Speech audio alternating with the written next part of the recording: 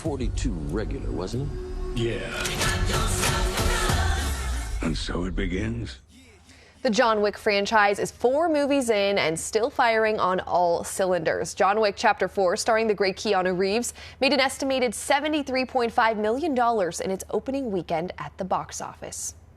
That is by far the biggest opening for the franchise. In fact, opening weekend earnings have steadily increased with each movie. Good word of mouth certainly helps. This latest chapter has the highest critic score on Rotten Tomatoes, though all 4 movies are widely acclaimed by fans and critics alike. The success of an action film staple like John Wick comes at a time when superhero movies aren't doing as consistently well in theaters as they once were. Both Shazam, Fury of the Gods, and Black Adam did not perform well for DC. And while Ant-Man and the Wasp: Quantumania had the best opening of that series, its overall numbers are average.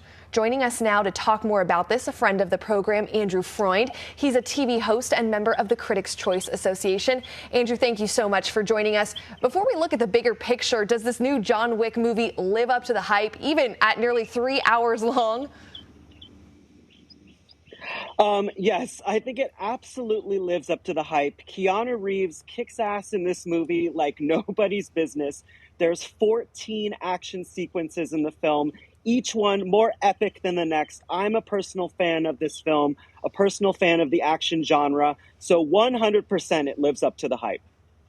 I've got to go see it. What is it, though, about the John Wick franchise and the over-the-top action movies in general that people just seem to love so much? I think about John Wick in general. People fell in love with the character because he's inherently broken.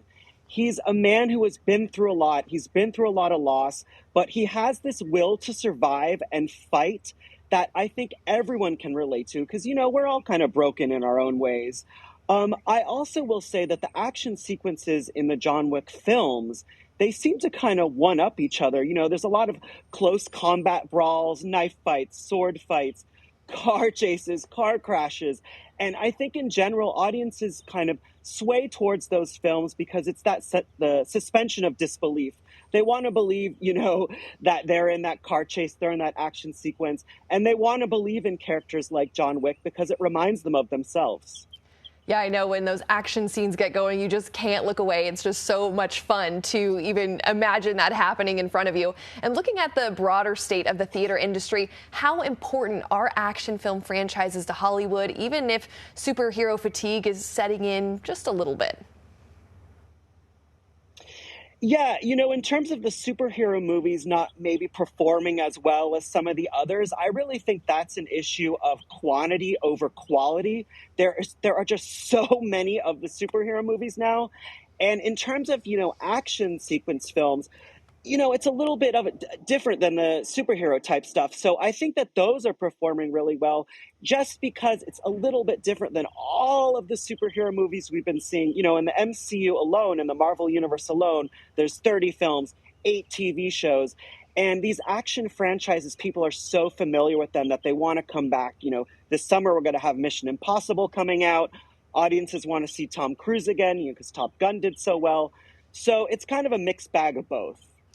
Yeah, no, it's definitely going to be fun to watch. I know Top Gun was such a big success for getting people back into the movie theaters, so hopefully Mission Impossible will do the same this summer. On the superhero front, though, is it premature for studios to be concerned? Guardians of the Galaxy 3 is coming out soon. That one could be pretty big.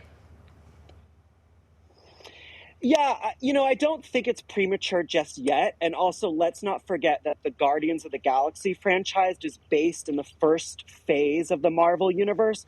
So people are familiar with the characters. They want to see where, you know, they are going. And in terms of like a movie like Shazam, maybe that might have performed so well because the first Shazam came out a while ago. And the Marvel Universe does a good job of kind of threading this line of every single title interconnecting with the other ones. So I don't think studios have to be worried just yet. I just think maybe a little bit more quality over quantity. I can definitely see that there, but I will be looking out for Guardians of the Galaxy 3. The soundtrack's always good. The action is fun. And Andrew Freund, thank you as always for joining us. We hope to have you back soon. Thank you from Palm Springs. See ya. Oh, jealous.